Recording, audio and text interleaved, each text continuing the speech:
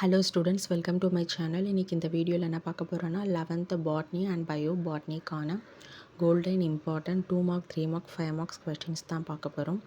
Unit wise பார்க்க போகிறோம். வாங்க என்னென்ன கொஸ்டின்ஸ்னு சொல்லிட்டு பார்க்கலாம்.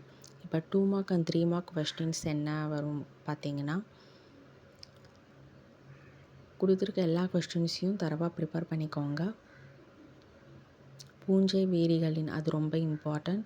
அதுக்கப்புறம் பாக்டீரியோ பேஜ் என்றால் என்ன, அது 5 மார்க்கில் பார்த்தீங்கன்னா கிராம் நேர் மற்றும் எதிர் பாக்டீரியாக்களுக்கிடையேயான வேறுபாடு அது ரொம்ப இம்பார்ட்டன்ட்.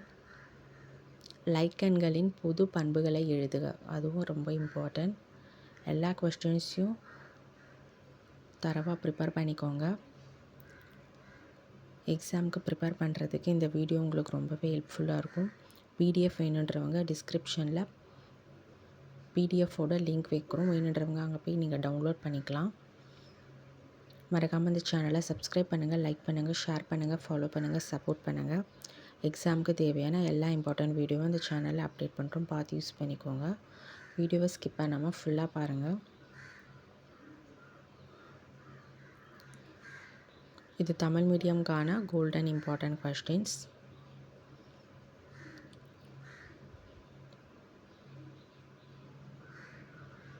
இது ஃபுல்லாக நீங்கள் படித்தாலே போதும், ஷோராக நீங்கள் எல்லா 2 mark 3 mark 5 marks அட்டன் பண்ணிடலாம். புக் பேக் 1 marks, அதுக்கப்புறம் ப்ரீவியஸ் இயர் கொஸ்டின் பேப்பரில் இருக்க 1 marksலாம் கவரப் பண்ணிக்கோங்க. ஈஸியாக நீங்கள் ஸ்கோர் பண்ணிடலாம்.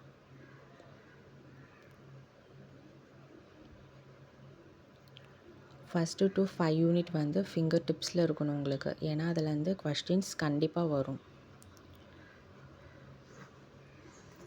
அதுக்கப்புறம் வர யூனிட்லேருந்து கொஸ்டின்ஸ் வரும்.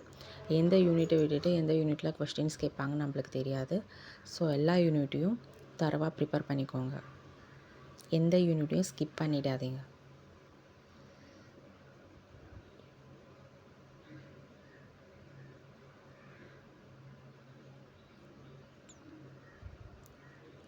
சாப்டர் 8 வந்து பார்த்தீங்கன்னா 2 mark 3 marks கம்மியாக தான் இருக்குது.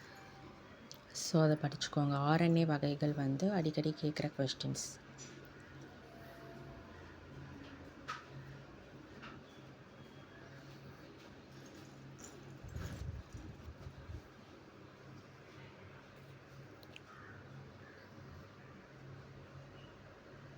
டென்த் யூனிட்டில் வந்து பார்த்திங்கன்னா கட்டை என்றால் என்ன, அது அப்புறம் வசந்த காலம் மற்றும் குளிர்கால கட்டை வேறுபடுத்துக, அது ரொம்ப இம்பார்ட்டன்ட். மர வயதியல் என்றால் என்ன. 11th யூனிட்டில் வந்து பார்த்திங்கன்னா சவுடு பரவல் ரொம்ப ரொம்ப இம்பார்ட்டண்டான கொஸ்டின். 12th யூனிட்டில் வந்து நீர் ஊட்டக வளர்ப்பு என்றால் என்ன.